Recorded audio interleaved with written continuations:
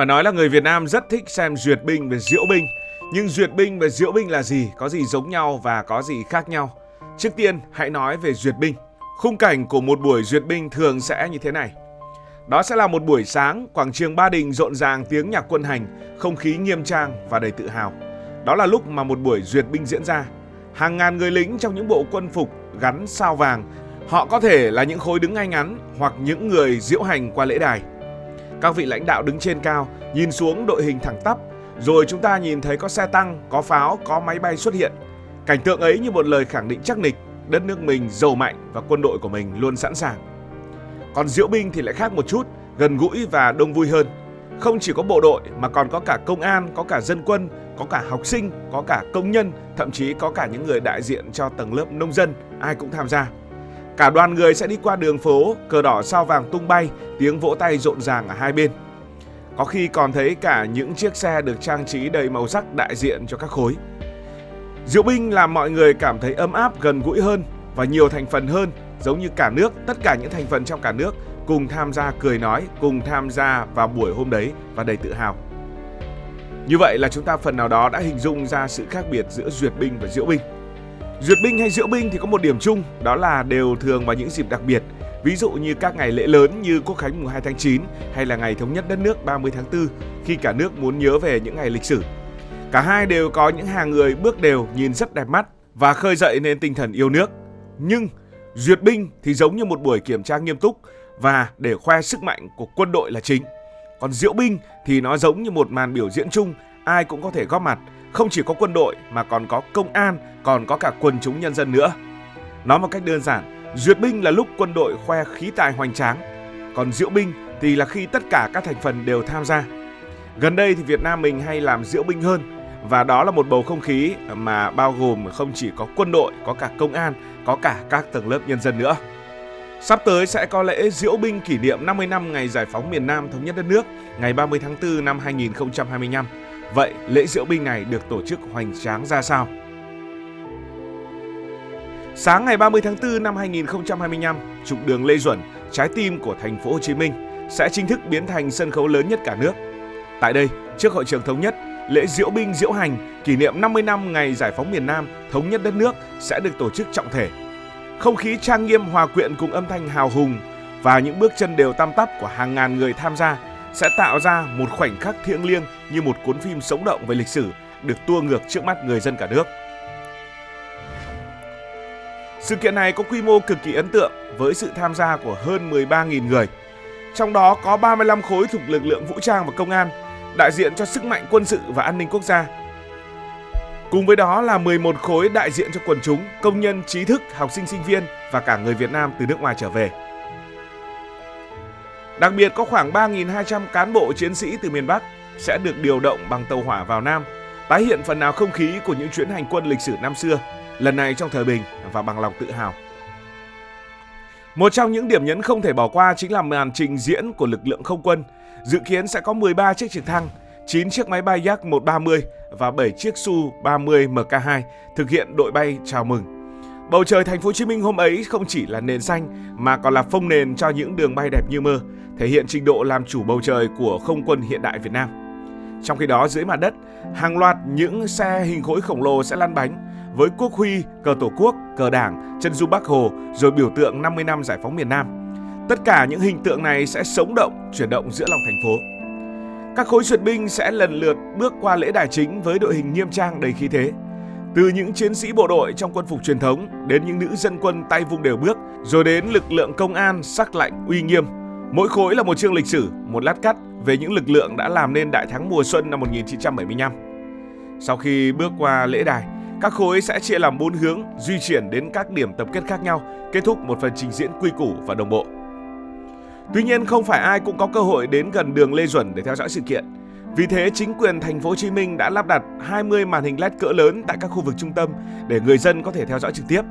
Ngoài ra, tất cả những đài truyền hình lớn và nền tảng mạng xã hội sẽ đồng loạt phát sóng trực tiếp, biến buổi lễ thành một sự kiện chung của cả nước. Từ những người ở Cà Mau cho đến tận Lạng Sơn, ai cũng có thể sống trong không khí của đại lễ. Không dừng lại ở đó, cả ngày 30 tháng 4 sẽ là đại tiệc kỷ niệm với hàng loạt những hoạt động sôi động. Nhiều sự kiện sẽ diễn ra với những khẩu hiệu như là non sông nối liền một dải hay là ngợi ca ngày thống nhất đất nước. Đến tối, thành phố Hồ Chí Minh sẽ rực rỡ ánh sáng với những màn bắn pháo hoa hoành tráng tại nhiều điểm, khép lại một ngày kỷ niệm không thể nào quên. Tất cả những gì sẽ diễn ra trong buổi lễ diễu binh năm 2025 không chỉ đơn thuần là nghi lễ kỷ niệm, mà còn là màn tái hiện lịch sử, là dịp để thế hệ hôm nay nhìn lại chặng đường nửa thế kỷ thống nhất và hiểu được giá trị của hòa bình, và tiếp thêm động lực để vững bước đi tới. Nhưng Việt Nam không phải là đợi đến ngày 30 tháng 4 năm 2025 mới có một dịp duyệt binh hoặc diễu binh lớn như vậy. Lễ diễu binh luôn là một trong những nghi lễ quan trọng nhất của một quốc gia, không chỉ thể hiện sức mạnh quân sự mà còn là dịp thể hiện lòng tự hào dân tộc. Tại Việt Nam, từ sau năm 1954, khi đất nước tạm thời chia cắt, các lễ diễu binh lớn đã trở thành những dấu mốc không thể quên trong tâm trí của người dân. Từ quảng trường Ba Đình thiêng liêng cho đến trung tâm thành phố Hồ Chí Minh rực rỡ, mỗi lễ diễu binh đều là một phần của lịch sử. Một trong những lễ diễu binh lớn nhất và một trong những lễ diễu binh đầu tiên trong lịch sử của nước Việt Nam Dân Chủ Cộng Hòa diễn ra vào năm 1955 tại quảng trường Ba Đình, Hà Nội. Đây là dịp để toàn dân chào đón Hồ Chủ tịch và Trung ương Đảng trở về thủ đô sau 9 năm kháng chiến chống Pháp. Buổi lễ không chỉ là lời tuyên bố mạnh mẽ về một nhà nước độc lập, mà còn là cách để Quân đội Nhân dân Việt Nam ra mắt nhân dân trong hình ảnh kỷ luật, chính quy và đầy khí thế. Đoạn phim màu ghi lại sự kiện của nhà làm phim người Nga Roman Kamen thể hiện vẫn là một tư liệu vô cùng quý giá cho đến ngày nay. Hay năm 1973, sau khi Hiệp định Paris được ký kết, lễ diễu binh lớn diễn ra vào Ngày Quốc tế Lao động ngày 1 tháng 5. Lễ này không chỉ là dịp để tôn vinh thành quả ngoại giao Việt Nam, mà còn là sự khẳng định đất nước vẫn tiếp tục đấu tranh để hoàn tất sự nghiệp giải phóng miền Nam. Tại sự kiện này, hình ảnh của Đại tướng Võ Nguyên Giáp tươi cười giữa các chiến sĩ duyệt binh là một trong những biểu tượng bất diệt về tinh thần chiến đấu và lạc quan cách mạng. Ngày 30 tháng 4 năm 1975, miền Nam hoàn toàn giải phóng. Chưa đầy 2 tháng sau, tại Sài Gòn, lễ diễu binh mừng chiến thắng được tổ chức với quy mô lớn chưa từng có. Những đàn xe quân giải phóng chạy qua trung tâm thành phố, hàng vạn người dân đứng hai bên đường vỗ tay reo hò. Tất cả đã tạo nên một bầu không khí chiến thắng rực rỡ và thiêng liêng. Đây không chỉ là màn duyệt binh mà còn là lời khẳng định hình ảnh đất nước đã liền một giải, đại thắng đã trở thành hiện thực. Bước sang thời kỳ hòa bình, Việt Nam tiếp tục tổ chức các lễ diễu binh và duyệt binh lớn vào những dịp trọng đại như Quốc khánh mùng 2 tháng 9 hay các mốc kỷ niệm đặc biệt. Nổi bật có thể kể đến lễ diễu binh năm 1985, kỷ niệm 40 năm ngày thành lập nước, với sự tham gia đông đảo các lực lượng vũ trang và quần chúng nhân dân. Đặc biệt, năm 2015, kỷ niệm 70 năm Quốc khánh, Việt Nam cũng đã tổ chức một trong những lễ diễu binh hiện đại và quy mô lớn từ trước đến nay với hơn 30.000 người tham gia. Đằng sau sự trang nghiêm và oai hùng của mỗi lễ diễu binh là cả một quá trình tổ chức và huấn luyện vô cùng công phu. Việc lựa chọn lực lượng tham gia được tiến hành rất kỹ lưỡng. Các cán bộ, chiến sĩ phải đạt tiêu chuẩn về chiều cao, sức khỏe, thần thái cũng như khả năng thực hiện điều lệnh và đội hình chính xác. Mỗi người là một viên gạch trong đội hình, nếu không đồng đều thì toàn khối sẽ bị ảnh hưởng. Do đó sự đồng bộ và kỷ luật được đặt lên hàng đầu. Các buổi huấn luyện thường bắt đầu từ 2 đến 3 tháng, thậm chí là lâu hơn trước ngày diễn ra sự kiện.